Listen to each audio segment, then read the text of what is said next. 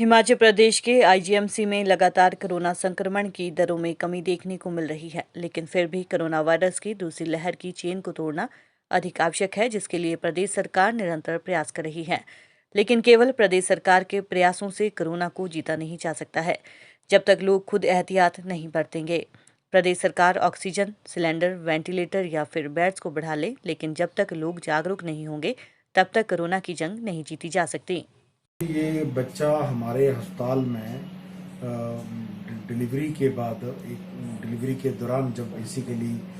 कई बार बच्चे माँ के पेट में ही जो उनके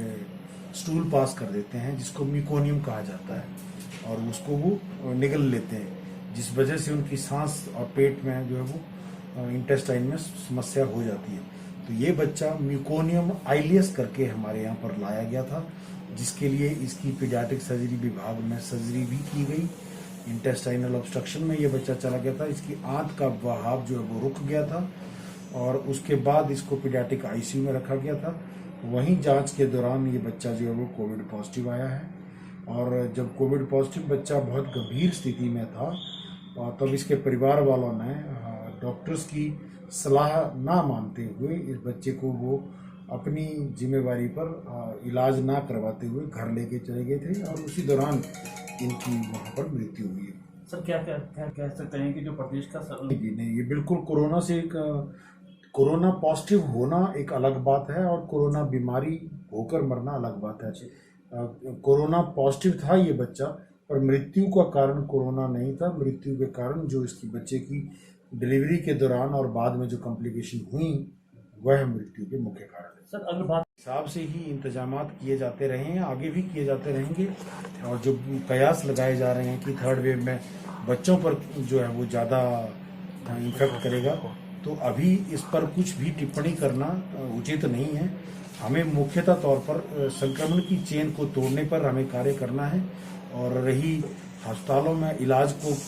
करने का प्रावधान और उसकी व्यवस्था करना, तो वह सरकारें कर ही रही हैं और करती भी रहेंगी आगे। पर इसके साथ ही मैं एक बात बताना चाहूँगा, अगर लोगों को ऐसा लगता है कि सरकारें अपनी चिकित्सीय क्षमता को बढ़ा लेंगी और बहुत बड़ी संख्या में अस्पताल बन जाएंगे, बहुत बड़ी संख्या में वेंटिलेटर और अस्पताल ऑक्सीजनेटेड बेड उपलब्ध जाएंगे, तो हमारी जान कोरोना से बच जाएगी, ऐसा नहीं है। कोरोना से बचने का एक ही मुख्य जो कारण है वो यही है कि हमें इससे बचाव करना है। क्योंकि सरकार अपनी चिकित्सीय क्षमता को बढ़ाकर कोरोना पर विजय पा लेगी, ऐसा संभव नहीं है। तो संख्या जो है वो पेशेंट के अटेंडेंट जो आते हैं मरीज, उस पर निर्भर करती है। मरीजों की संख्या के अनुरूप ही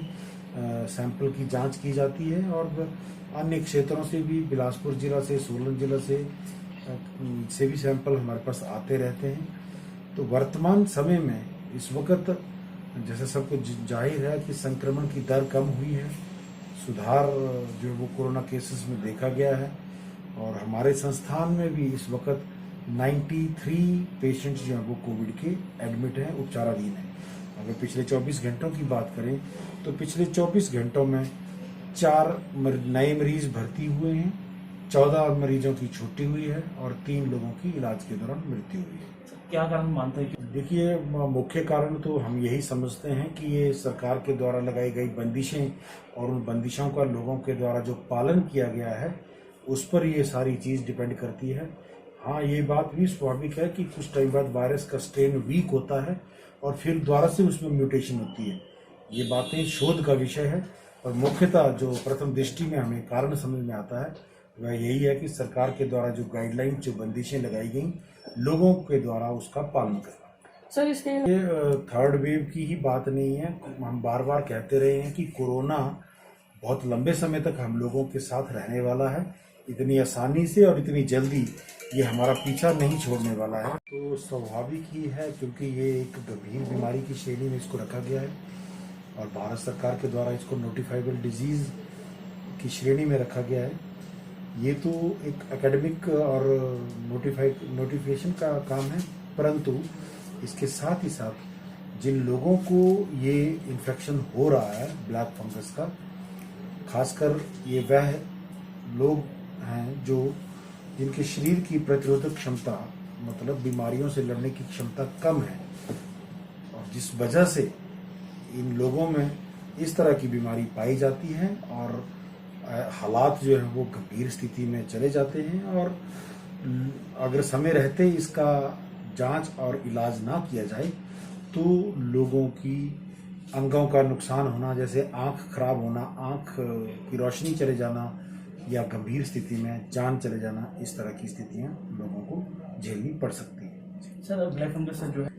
हमारे पास यहाँ पर 12 की संख्या में पेशेंट अभी तक ब्लैक फंगस के आ चुके हैं, जिनमें से 11 के अंदर ब्लैक फंगस की पुष्टि हो चुकी है। एक पेशेंट की अभी जांच की रिपोर्ट आना बाकी है, और इलाज के दौरान 3 लोगों की मृत्यु हुई है, और बाकी सभी लोगों की यहाँ पर सर्जरीज जो हैं वो अलग अलग फेजेस में, एक पेशेंट पे 2-3 बार हमें सर्जरी करनी पड़ती है, उन सब की वो सर्जरी भी करी गई है। कुछ लोगों की आँख की रोशनी चली गई थी, आँख के अंदर तक ब्लैक फंगस पहुँच गया था, तो वैसी स्थिति में हमें आँख भी निकालनी पड़ती है। और बाकी अधिकतर लोगों की जो ये चेहरे का ये जो हिस्सा है, जो चीक गाल का हिस्सा, जिसको मैक्सिला कहा जाता है मेडिकल टर्मिनोलॉजी में, मैक्सिलेक्टमी एक सर्जरी है जिसमें इस सारे हिस्से को सर्जरी करके निकाल देना पड़ता है, वो सर्जरी की गई है।